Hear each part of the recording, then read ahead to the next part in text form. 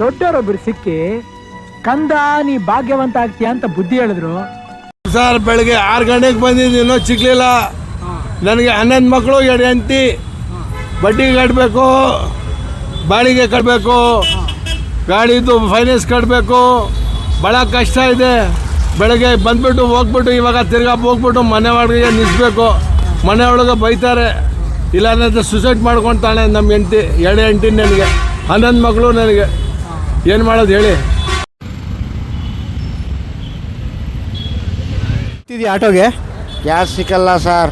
ಬೆಳಗ್ಗೆ 6 ಗಂಟೆಗೆ ಬಂದುಬಿಟ್ಟು ಕಾಯ್ತಾ ಇದ್ದೀನಿ. ಬೆಳಗ್ಗೆ 6 ಗಂಟೆಯಿಂದ ಇಲ್ಲೇ ಇದ್ದೀರಾ ನೀವು? ಹೌದು.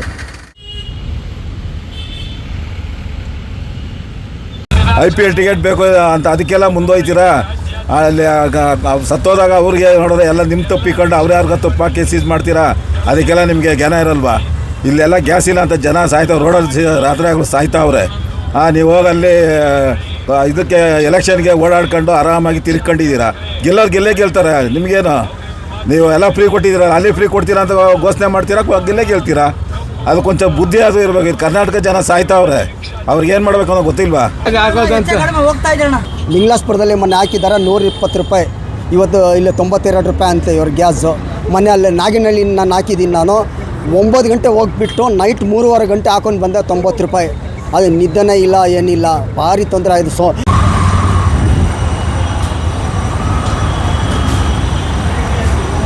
ಎಷ್ಟೊತ್ತಿಂದ ವೆಯ್ಟ್ ಮಾಡ್ತಿದ್ದೀರಾ ಗ್ಯಾಸ್ಗೆ? 2 ವಾರ ಆಯಿತು ಸರ್. 2 ವಾರದಿಂದ ಗ್ಯಾಸ್ ಸಿಕ್ಕಿಲ್ಲ ನಿಮಗೆ? ಹೌದು ಸರ್.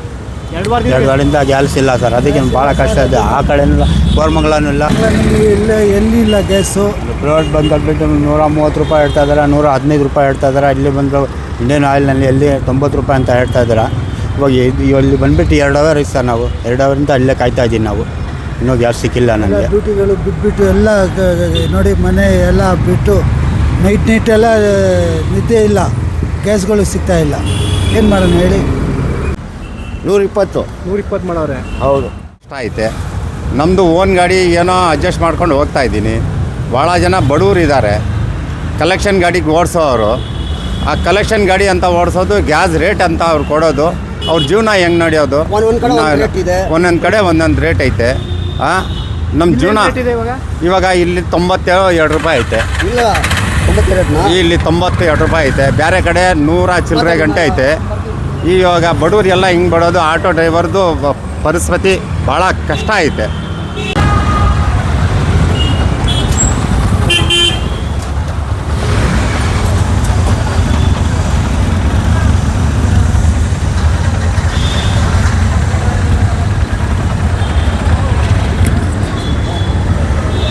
ಎರಡು ಲೀಟ್ರ್ 3 ಲೀಟ್ರ್ ಅಷ್ಟೇ.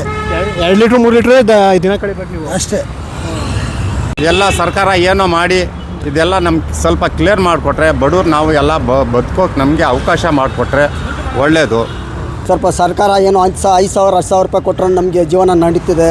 ಭಾಳ ತೊಂದರೆ ಆಗಿದೆ. ಒಂದೊಂದು ಕಡೆ ಒಂದೊಂದು ರೇಟ್ ಇದೆ. ಪಬ್ಲಿಕ್ಕು ರೇಟ್ ಕೊಡಲ್ಲ ನಮಗೆ. ನಾವು ಕೇಳಿದ್ರೂ ದುಡ್ಡು ಕೊಡಲ್ಲ ಅವರು. ಭಾರಿ ತೊಂದರೆ ಆಗಿದೆ, ಬೇಜಾರಾಗುತ್ತೆ. ನಾವು ಕೇಳಿದ್ರೆ ನಾಚಿಕೆ ಆಗುತ್ತೆ, ನಮಗೇನೋ ಬೇಜಾರಾಗುತ್ತೆ. ಎಷ್ಟಂತ ಕೇಳಬೇಕು ನಾವು? ಅವ್ರು ಇಷ್ಟಪಟ್ಟು ಕೊಟ್ಟರೆ ನಾವು ತೊಗೊಳ್ಬೇಕು, ಇಲ್ಲಾಂದ್ರೆ ಕೊಡೋಕ್ಕಾಗಲ್ಲ.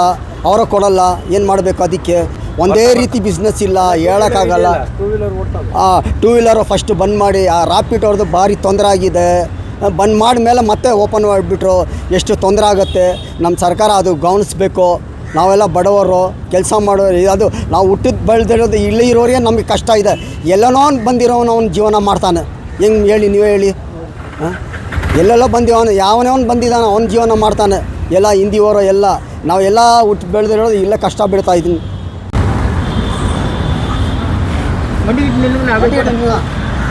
ಗಾಡಿ ಹತ್ರ ಹಂಗೆ ನಿಂತ್ಕೊಳ್ಳಿ, ಗಾಡಿ ಹತ್ರ ನಿಂತ್ಕೊಳ್ಳಿ.